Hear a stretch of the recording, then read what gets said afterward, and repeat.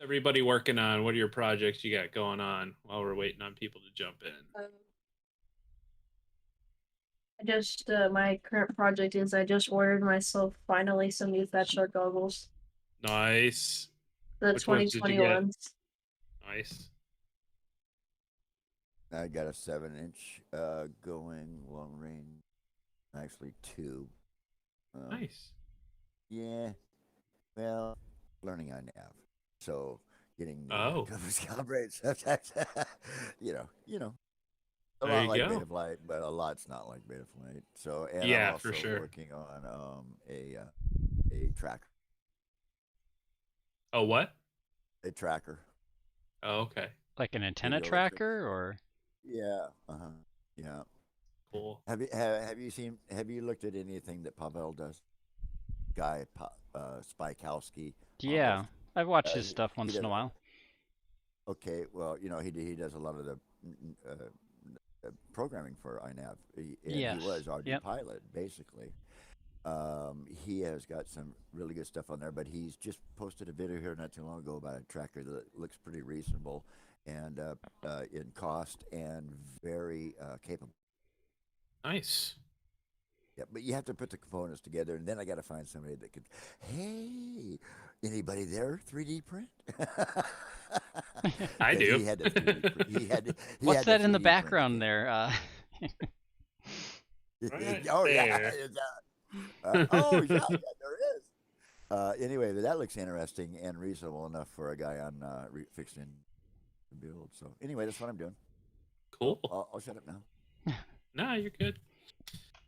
All right, we'll go ahead and get started. Let me do all this screen sharing stuff real quick.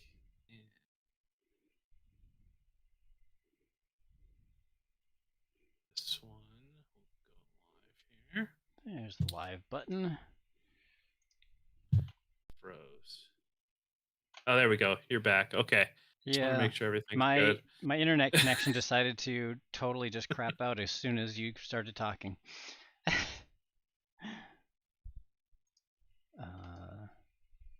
Am I So there? Now I'm fully this will back. there we go. All right. So uh basically they'll set aside a segmented space for UAS to operate within. And like I said, again, this is probably going to be more for commercial UAS. And I know that they have talked about both this side of the spectrum as well as the low side, closer to 1 gigahertz, and the 960 to 1.164, but they don't want to utilize that. There were some concerns with using the L band for that. So um, there is a report later in the link. I'll give it a look see. I don't think it's going to be anything major, as we're usually using amateur access uh, for the band or for our video at 5.8 gigahertz. So this isn't going to be a huge deal, I don't think, but more for command and control for um, commercial type flights. So there was that. Colorado is currently getting pretty serious regarding their flying around wildlife. They have put in place some pretty stiff penalties, as well as some pretty broad categorization for what constitutes harassing wildlife. So um, even if it's an innocent and well-attended flight, Colorado's now urged drone flights that end up adversely affecting animals and natural surroundings violate wildlife harassment laws. And the definition that they're utilizing is causing any change in the behavior of the wildlife. So if the animal runs, if it changes directions, if it stops eating, that's considered harassment. Any change in the animal is considered harassment, and it's illegal. Um, this is a lot of places around the globe are kind of taking this stance, and the fines can run anywhere from $70 up to 125,000 if the infraction is due to ignorance or willful pursuit of animals.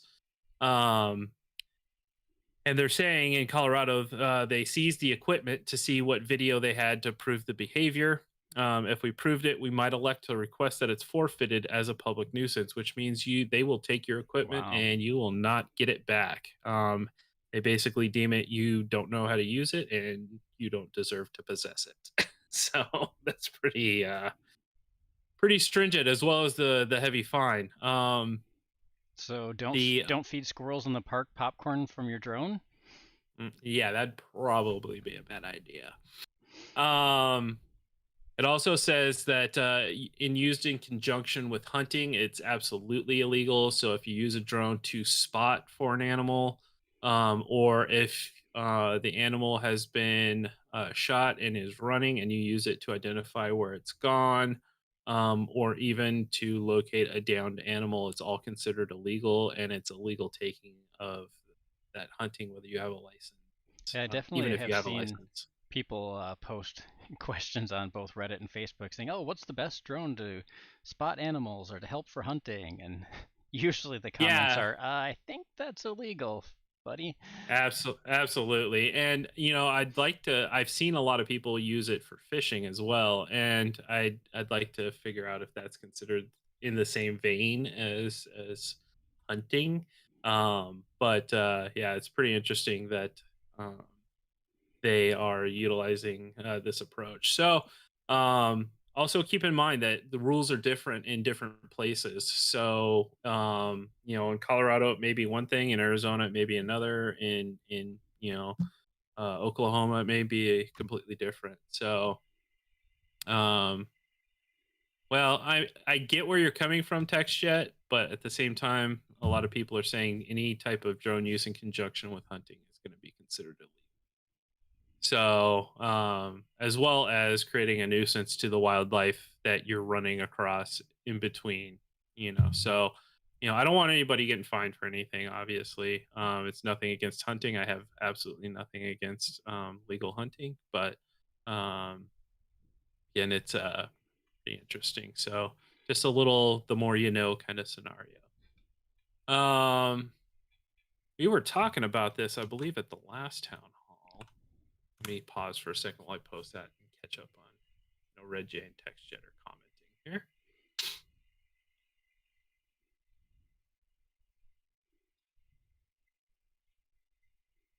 All right, well they're typing. Seems like they're typing a lot.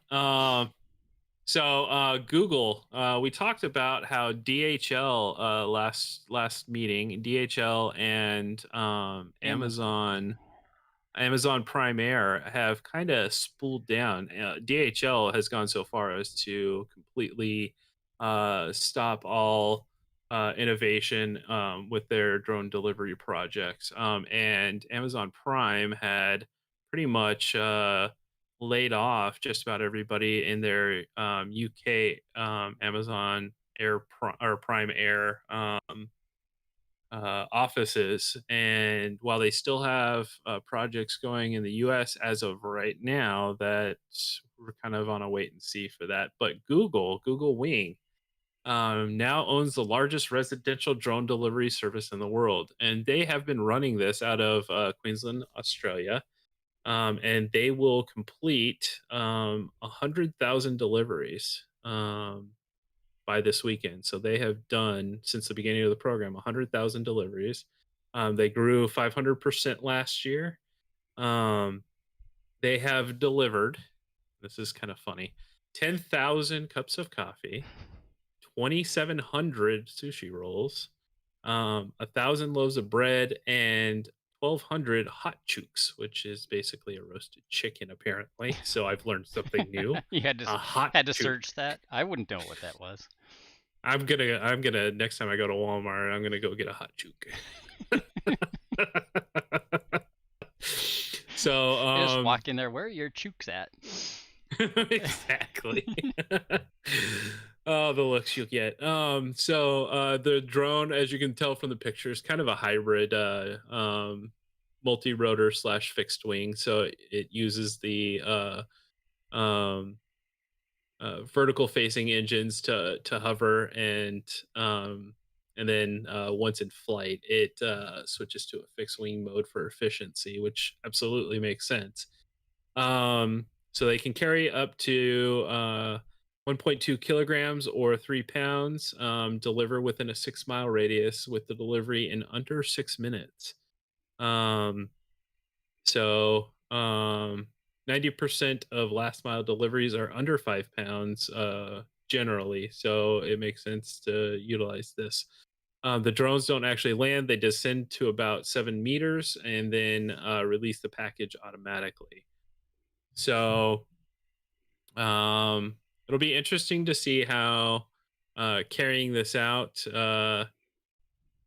If they're expanding into the United States shortly, so it'll be interesting to see how this works out. Now, in Australia, I see this making sense, and like we've talked about before, in rural areas or in areas where it's not massively populated, this makes sense. But trying to do this to somebody in like an apartment high rise or something like that absolutely is going to be a no go. In fact, it's much more efficient to deliver things by vehicle or, courier or anything like that. So, yeah, there. So, this is super fun. So, y'all have probably seen this in news. It's been on Facebook a lot. Yep. So some police officers crashed a drone into an airplane. And this was a Cessna 172. Um, a student pilot and a flight instructor were flying, coming in for a landing, and they had a midair collision with a police operated drone.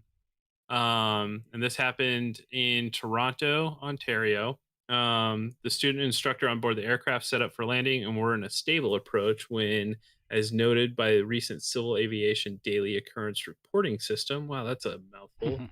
The two felt a jolt that pushed them back in their seats. The pilot thought that they perhaps hit a bird and were able to continue their landing. There was a large dent, and hours later, um, the York Regional Police confirmed that they hadn't hit a bird, but a DJI Matrice 210. That's an expensive hit. Okay. That's a several $1,000 drone. And it's not a small one. No, it sure isn't. So the pilots say that the collision happened 1 nautical mile away from the airport at about 500 feet. Um, According to Transport Canada, drones cannot fly within 3 nautical miles of an airport or above 400 feet without having special authorization. Like being the Um, police. yeah, exactly. Um, so let's see. They did talk about, let's see. So it did damage the engine cowling, but it may go beyond that. Report notes that the aircraft suffered a propeller strike in the collision and a bent airbox. They'll have to do a complete engine tear down for an inspection for additional damage. And then they did post a link to the flawed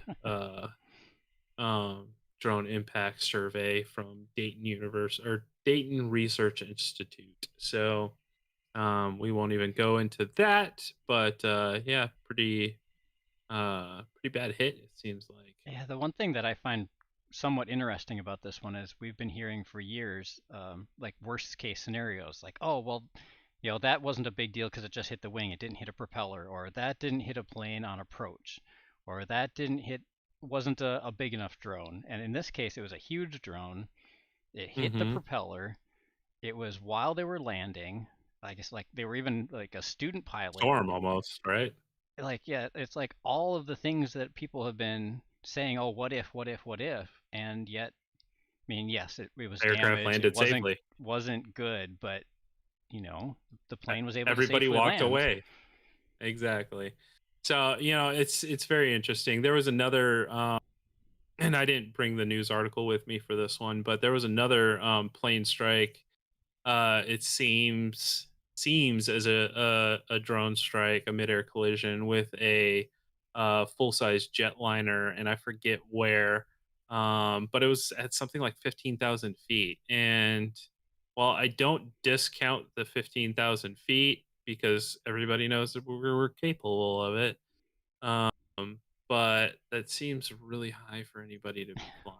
It doesn't make a whole lot of sense. It's pretty boring But up there. yeah, and they turned around and landed, and everything was fine. So it's just, I don't know. Seems kind of off. So this, I thought was pretty cool. Whether you're a Dallas Cowboys fan or not. Let me drop this. Sorry. I wonder if the police arrested the pilot for hitting the drone. Yeah, tech shot. That would be hilarious. Just police arresting themselves. And again, yeah, what are the odds of hitting a drone at 15,000 feet? I would agree with that. It's extremely unlikely. There's a lot of space up there, and for that small of an object to hit, I mean, that relatively small of an object in the airspace, it's got to be very low. Yeah, I agree with Dan. So again, whether you're a Dallas Cowboys fan or not, this is a really cool video, and I will go ahead and play it here. Frisco, Texas, the place the Cowboys call home.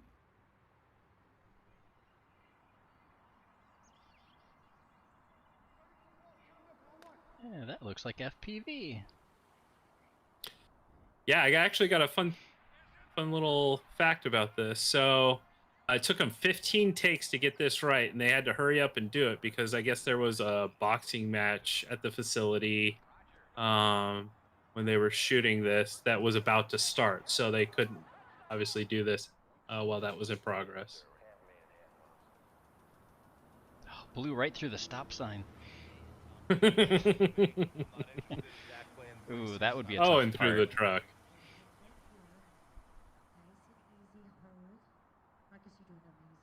Oh, they should have had the live feed up on the big screen. That would be.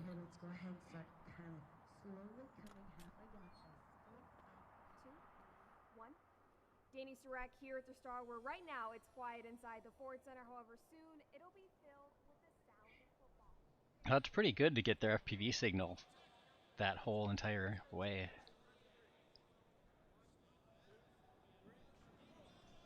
There's nothing like it in all of American sport. It's Texas-sized audacious. A 91-acre campus with everything from a 12,000-seat indoor stadium where the Cowboys practice and local high schools play, to a boutique shopping center and luxury hotel. It's everything you could wish for. No wonder they call it the Star. Oh, and they didn't lose their signal going through there either. Pretty interesting. So I do know that they are using a DJI setup for this, a DJI digital setup.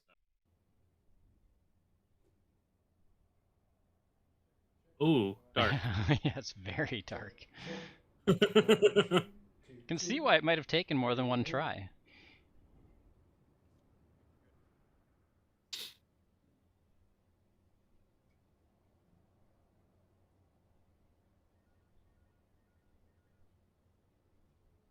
Very smooth I'm flying. just trying to figure out, where are they standing?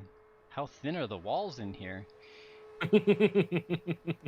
They came in from way down the road too.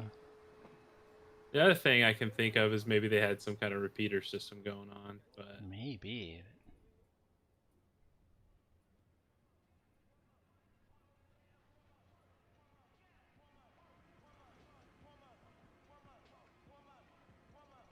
Somebody spent a lot of time getting the audio matched up. Or adding in the Foley effects and all that.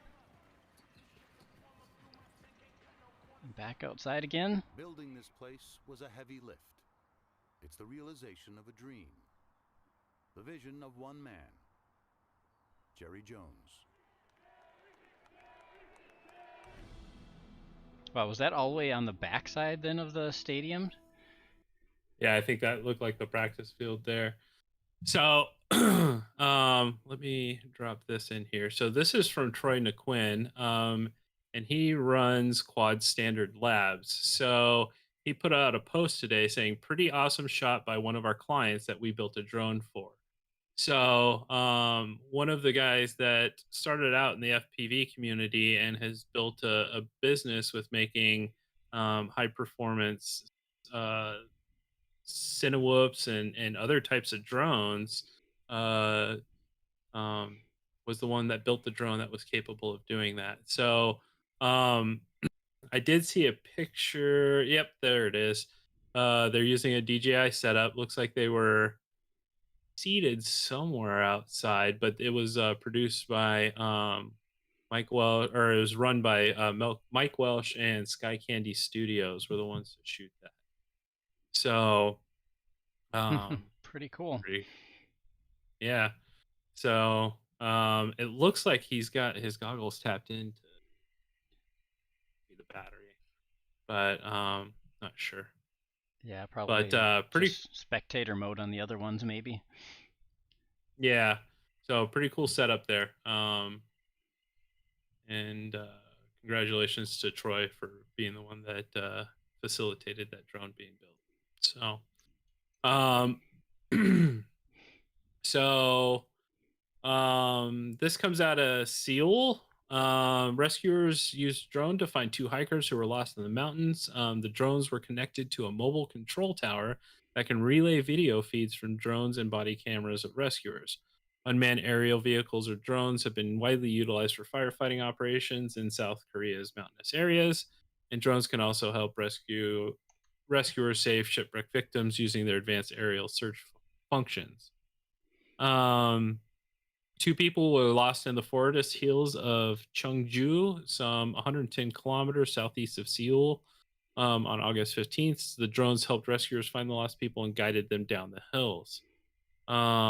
So pretty another great example of drones being utilized for search and rescue. So yeah. Let's see. Oh, and I forgot to drop a link to that. I'm sorry. Let me do that real quick. And then last but not least, it's been a slow news week. I will say that, but we've got National Drone Safety Awareness Week coming up. And that runs September 13th through the 19th. And it's going to be a virtual safety campaign, just like it has been the last couple of years. The first year, this is, I think, the third year that they've done this. At least the third that we've been aware of. Involved, yeah. So the first year we did some videos. I know Rotor Riot did a couple of Instagram posts. They did some really cool pictures and stuff like that. And a couple other folks did some nice videos or campaigns. This year, we've been working with the FAA to put together something called, I think we're calling it droning after dark. What it's called? Am I right on Is that, it Dan? droning after dark or droning on after dark? I get that confused Droning on after dark. with our meetings with them. I think it's droning on after dark, and we're working with the FAA to put together some panels and host some discussion, as well as doing a virtual race. So we've got Multi GP is kind of teaming up with us and the FAA to kind of put on a Velocidrone race with some good racers, and it'll be a 4-night panel or a 4-night kind of thing. So one night will be focused on FPV freestyle. One night will be focused on FPV racing.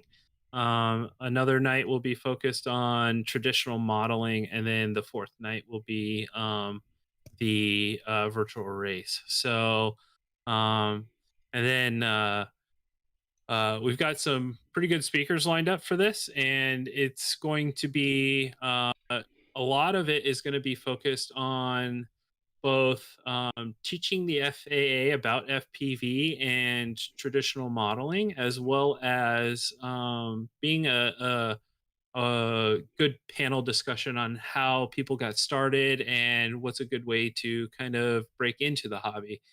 So we've got some good stuff coming. I feel like it's going to be a little more engaging than past drone safety awareness weeks, and then we're going to continue working on more content for uh, that as well going into next year. So, did I miss anything, Dan, on that one? I don't think so, but let's see. Will we have one more of our live meetings like this before that event, or two?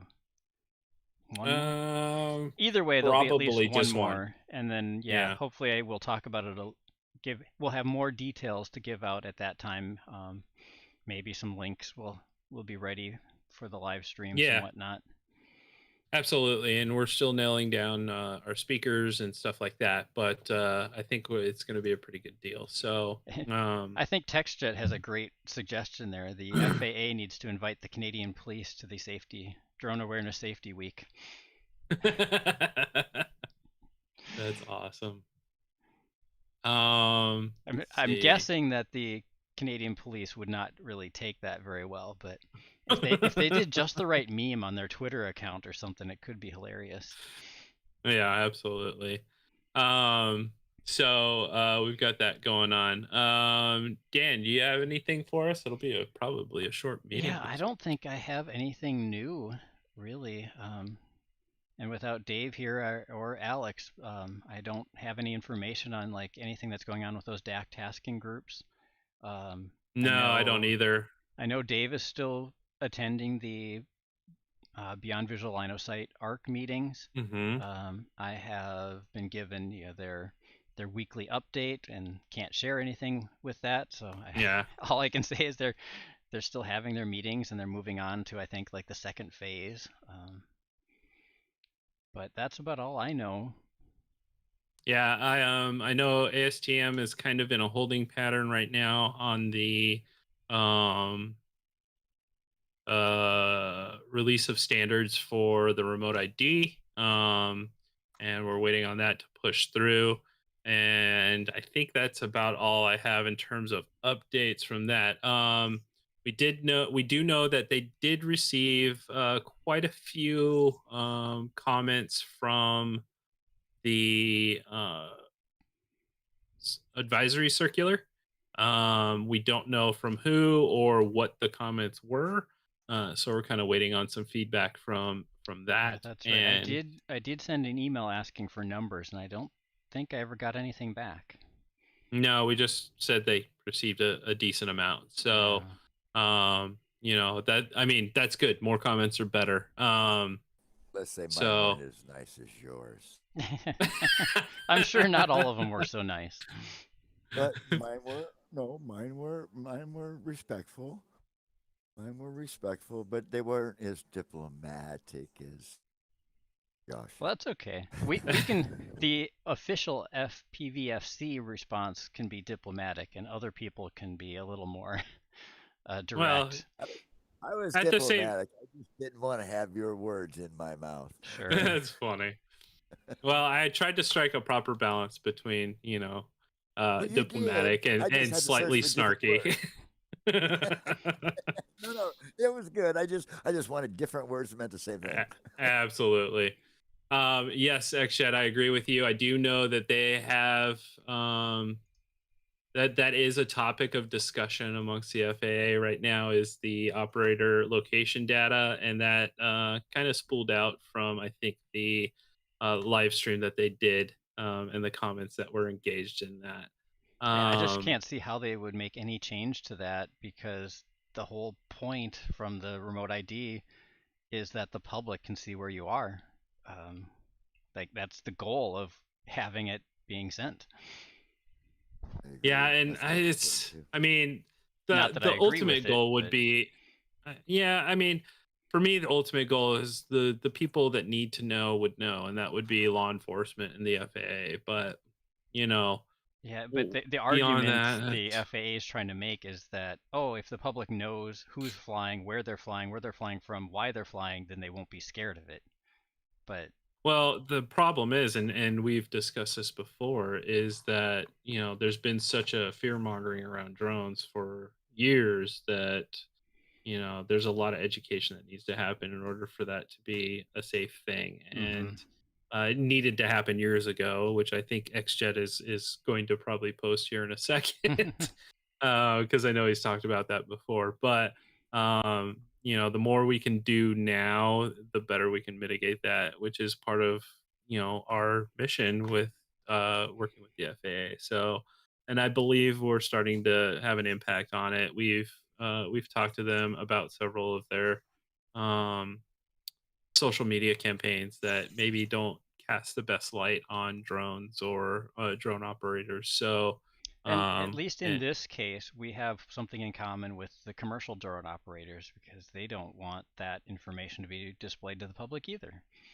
absolutely, and it's kind of a unifying kind of scenario for drone or for not just drone pilots, but for anybody who's flying, right? Anybody who's Yeah. flying model aircraft. So, um, it's a pretty interesting scenario. So we'll try and keep a pulse on that.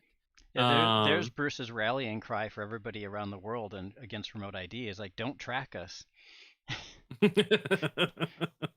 I know he was asking sort of for a slogan that we could all like rally behind, something to do with don't track There me, you go. don't whatever it would be. But yeah, that would be great for commercial and recreational and everybody. Don't track me, Yeah, bro. that's kind of what I was thinking too. That's awesome. All right. So anybody else have anything for us this evening? Any questions, comments? It's really been a quiet news week. I wish I had more for you guys, but I think everybody's kind of focused on a lot of other stuff that's going on in the world right now. And Yeah. What Yeah, are right we? now is good, Josh. Quiet I'm right now is good, Josh. Quiet is good. yeah. You know? Oh yeah. Quiet Well, means I nothing have two, bad's happened, right?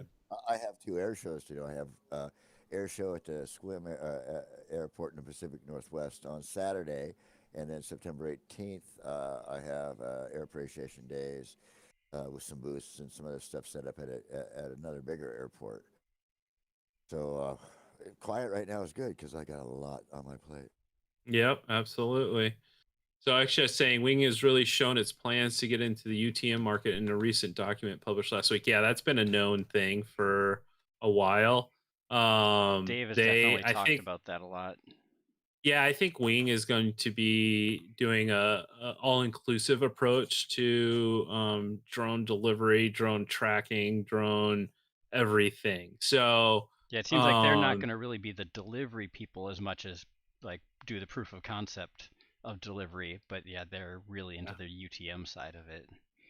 Yeah, so I think it's going to be kind of like software as a service kind of scenario or product as a service, and being able to license that out to other organizations, similar to something like Amazon Web Services or whatnot, and they're going to make their money that way.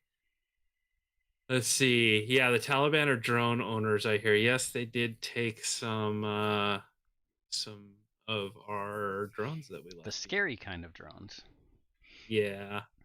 The Will they only be flying reason them Wing recreationally?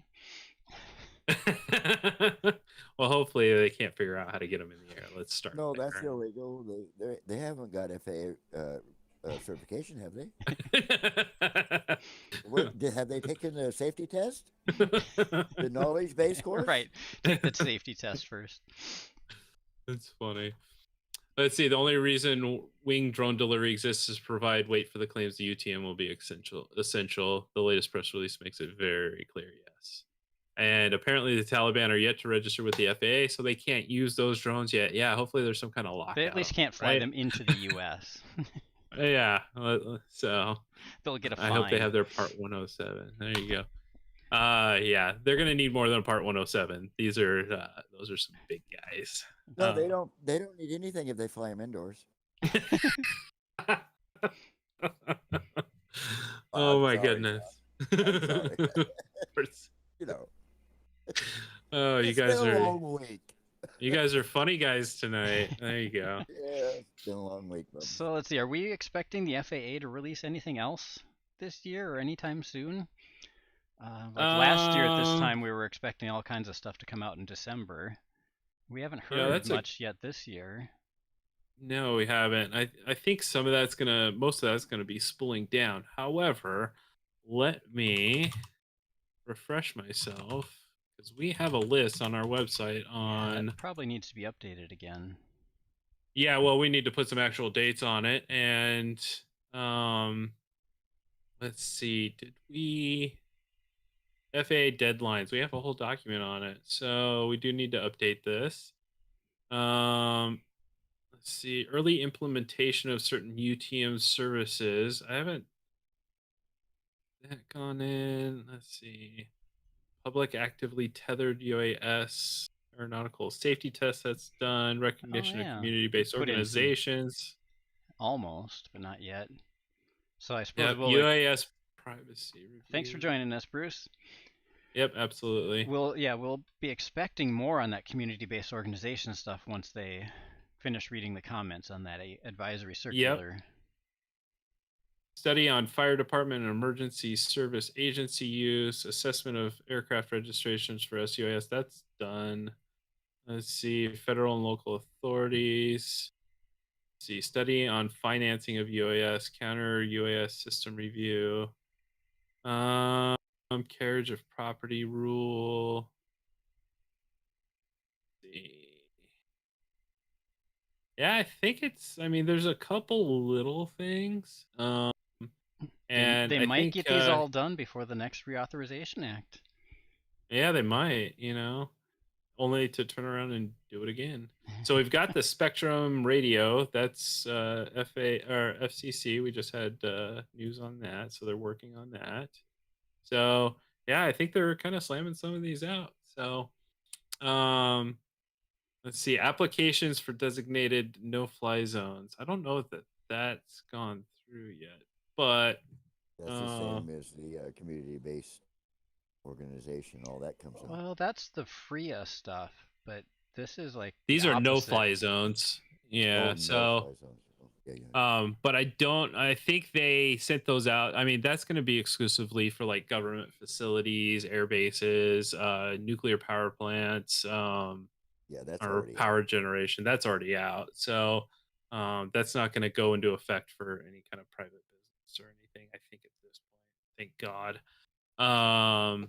So I did see an article that if you are flying over Los Alamos nuclear testing facility, they will actively, basically, they said they'll take your drone down. Well, And they just push a button like they do at our air station.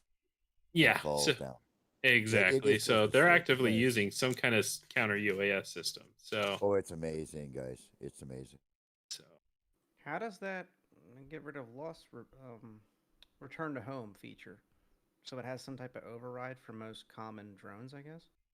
it might. No, It depends on what system they're just using. I everything mean, off. If it Mine shuts has everything just cut off, the off. machine will still remember its mechanical compass that'll take it back the direction it came from to try to return to home and then use the pictures of the location it landed at.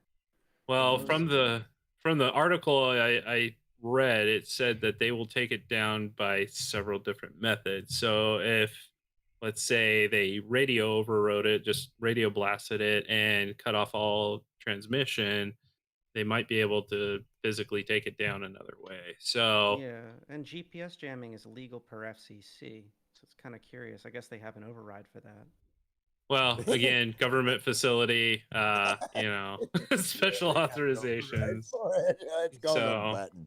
it's So the definitely mechanical interesting. you can't override on a mechanical compass. I mean, sure, No. like Or having they a Tesla can if they coil, overload it's the like- system. They can if they overload the system. It's But like they point again they overload may system. just physically take it down too. So they were Yeah, pretty explicit kinetic is with probably that. TextJet's probably right, especially because Yeah. it's not like it's next to a gigantic city, right? So, Yeah, exactly. So But At that's any all rate. outrageous. That's like out in the middle of nowhere. You want to talk about things that impact people? Talk about TFRs for like presidential and other VIP movement to take out like 3 different states. Every Mhm. time the president comes to Delaware, manned and unmanned flights basically shut down for days at a time. Yeah, don't fly your Exactly. tiny whoop in your backyard under the tree line. I mean, because that's going to be super dangerous. Yeah, and it's like Did it's a they even huge listen area. to shielded operation? Yeah, we I know- have I know talked we've to done it, but yeah, have they they listened?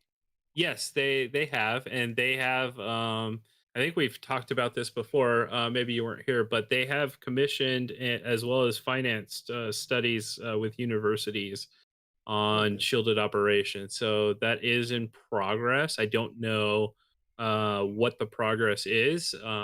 We've tried to be in communication with some of the one of the universities that is doing the study, and it's been kind of hit or miss. So, um, but at the same time, it's being talked about, and we've worked it in. I think Dave has managed to work it into at least 3 or 4 different tasking groups. So we're trying to beat it in with a baseball bat to get it in there. So um, absolutely. All right. Any other questions, comments, concerns, ideas?